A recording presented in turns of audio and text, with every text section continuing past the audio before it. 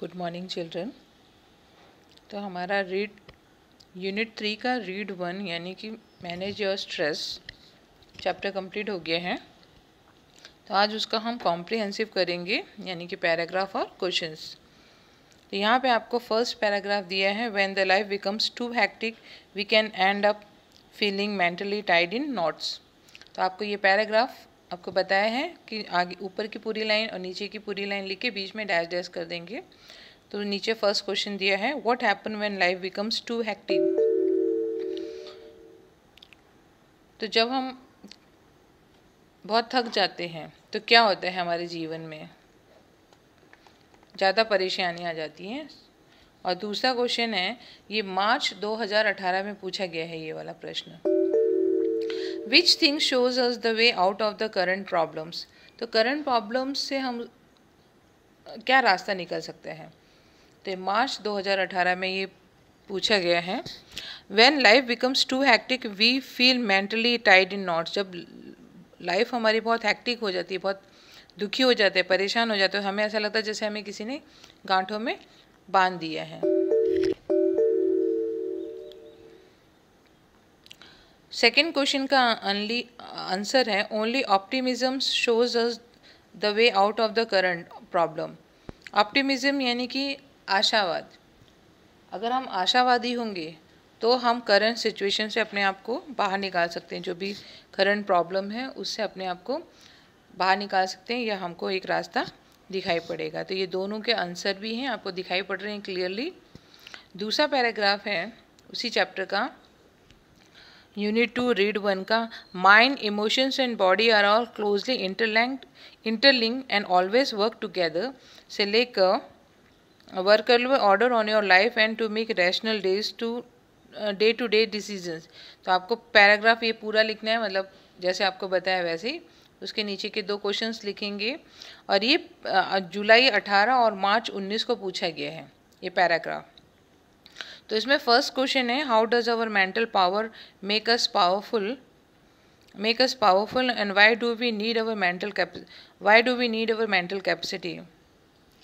तो how does हमारा जो मेंटल पावर है वो कैसे पावरफुल होता है। प्रश्न पहला है, our mental capacities help us to concentrate, to take a new information and to be in a position to think logically.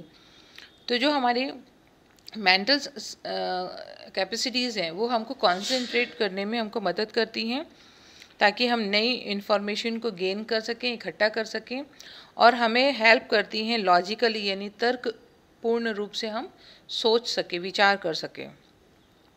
ये पहले का आंसर था। दूसरे का आंसर है, why do we need our mental capacity. क्यों ज़रूरत है हमें मेंटल कैपेसिटी की। तो we need our mental capacity to study. Mental capacity होना हमारे लिए ज़रूरी है ताकि हम पढ़ सकें, टू वर्क काम कर सकें, and to impose a constructive and workable order on our life. हमारे जीवन में एक कंस्ट्रक्टिव और वर्केबल ऑर्डर क्रिएट कर सकें। भाई हमें काम करना है, हमें एक्टिव रहना है, ऐसा हम अपने जीवन में एक इम्पोज कर सकें, लेकर आ सकें नियम कि हमको काम करना है, हमको आलसी नहीं बनना है और कंस्ट्रक्टिव काम करना है, अलग हटके कुछ नया। It also help us to make rational day to day decision. और मेंटल कैपेसिटी से क्या होता है कि हम अपने रोज़ की जो डिसीजंस होते हैं वो हम ले सकते हैं, अच्छी तरह से उनको ले सकते हैं।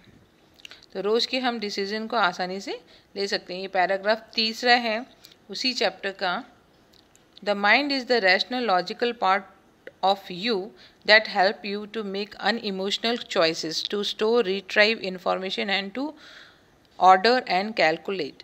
ये पूरा पैराग्राफ यहाँ से लेकर तो आपको ऊपर की और नीचे की लाइन पूरी लिखनी है यहाँ तक। Information is no longer available. इसमें भी पैराग्राफ में आपको ये 3 पैराग्राफ दिए हैं रीड चैप्टर 3 रीड 1 के। Now what is our mind according to the writer के हिसाब से अपना माइंड क्या है। And how do emotions sometimes fail our mental capacity. Emotions हमारे मेंटल कैपेसिटी को कैसे फेल करती हैं, कैसे असफल बनाती हैं।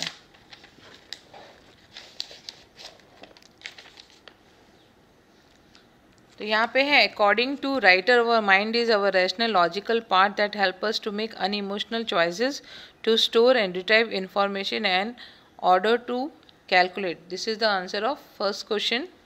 और सेकेंड है at the time of exam और mental capacity has retain what we have revised. जब एग्ज़ाम का समय होता है तो हमारी जो दिमाग की जो होती है क्षमता, वो ऐसा जो कुछ भी हमने याद किया होता है हमें ऐसा लगता है हमें सब कुछ भूल गए हैं. But when the enter the exam room we start anticipating difficulties. और जैसे हम परीक्षा हॉल में प्रवेश करते हैं तो हम एंटिसिपेटिंग यानी ऐसा अनुमान लगाते हैं कि बहुत ही प्रश्न पेपर है वो बहुत ही डिफ़िकल्ट होगा. And that fear of immediate failure makes us forget all the carefully stored information. तो जो हम ऐसा अनुमान लगाते हैं, जो हम कल्पना करते हैं कि बहुत कठिन पेपर आएगा, तो वो एक